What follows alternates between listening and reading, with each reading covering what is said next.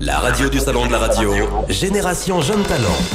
Rémi qui était très en forme sur cette musique des Midnight Oil. On sent que c'est votre époque. Ça fait 2 fois. 2 fois. Je cherche. Alors un petit attention peu. parce que pour la 3e, ça va aller mal. Que va-t-il se passer? On le saura. Midnight Oil, c'était bien.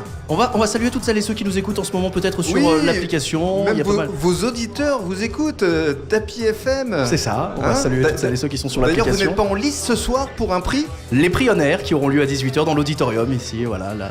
On verra. Et alors, vous vous sentez comment? Ça va, tout va bien. Tout va bien. Bon, on est là pas pour parler Jusque-là, de cette tout va première, mais bien. on est là pour parler de l'épopée des jeunes talents avec vous, Rémi. Oui. Et ça tombe plutôt bien parce que demain, dans ce même auditorium, des récompenses.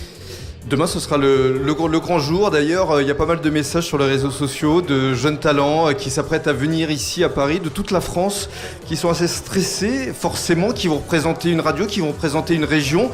Beaucoup communiquent, d'ailleurs. On a vu ce matin un article publié dans Ouest France. Fabien, c'est ça? Il y a eu également Fabien Lemoine, absolument, catégorie animateur. Il y avait également une journaliste, je crois que c'est Pauline Pioche, qui travaille sur Chéri FM, qui a vu un article dans le quotidien Sud-Ouest. Il faut se servir de tout ça. Exactement, comme vous l'avez si bien fait à travers l'union dans votre région. Voilà, à partir du moment où il y a une reconnaissance, il faut s'en servir pour justement se faire connaître. Et puis essayer d'accéder à une notoriété qui vous permet par la suite de créer pas mal de choses. Et alors, c'est amusant parce que dans le cadre des premiers jeunes talents de la radio, dans le cadre de la première édition, c'était il y a 3 ans déjà. À l'époque, le salon de la radio, ça ne se passait pas ici, dans ce très beau centre Étoile. C'était ailleurs, c'était dans le 10e arrondissement, je crois. Le premier jeune talent journaliste, c'était Guillaume Tatu. Et là encore, ça lui a apporté une telle reconnaissance qu'aujourd'hui, il est passé de la radio à la télévision. Et qu'on le découvre désormais sur e-télévision. Eh ben, ce que je propose, c'est qu'on écoute Guillaume Tatu, justement. Allez, c'est Quelle parti coïncidence. pour Guillaume Tatu, écoutez. C'est très impressionnant parce qu'on n'est pas dans un studio où on a l'habitude de parler tous les jours. Il n'y a pas une foule de 6000 personnes devant laquelle on parle. Il y a juste des professionnels de la radio qui savent très bien de quoi on parle et qui vous jugent là-dessus. Et je crois que Guillaume, maintenant, on le retrouve sur e-télé. Exactement ce que je disais tout à l'heure, mais vous n'avez pas Sur écouté. le week-end. Ce n'est pas grave. Donc tout ça pour vous dire, ça fait 2-1. Ça fait 2-1. Voilà.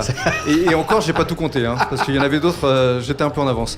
Non, mais ce qui est amusant, c'est que Guillaume nous livrait ses impressions, et c'est vrai que pour les jeunes talents demain, ça va être un exercice de style assez complexe pour eux, parce qu'ils vont devoir, entre guillemets, se vendre sur 2 minutes face à un jury très expérimenté, parce qu'on n'a pas encore parlé du jury, mais demain, Jean-Luc Reichmann sera évidemment là, il sera secondé notamment par Miguel de Rennes de Rire et Chanson, par Marc Choquet de Chéri FM, par Bruno Fraioli de BFM Business, par Guy Détroussel de Médiamétrie qu'on a pu entendre tout à l'heure. Bref, Véronique Mounier. uniquement des professionnels de la radio, Véronique Mounier, enfin bref, ils sont une petite dizaine.